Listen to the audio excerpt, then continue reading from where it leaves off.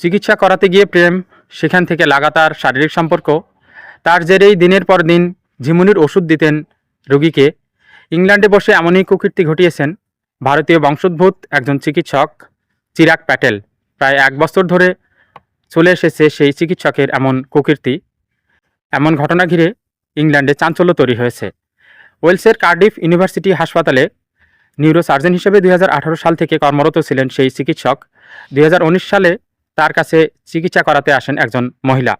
মেরুদণ্ডের কিছুটা অংশ নষ্ট হয়েছিল তার।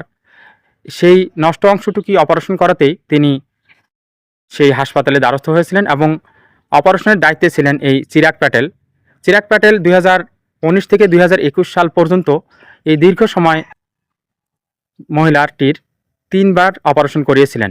এই সুদীর্ঘ সময়ের মধ্যে বিভিন্নভাবে বিভিন্ন উপায়ে চিকিৎসক রোগীর সাথে সম্পর্ক তৈরি করেন এবং পরবর্তীতে নানাভাবে তার সাথে শারীরিক সম্পর্কে লিপ্ত হন।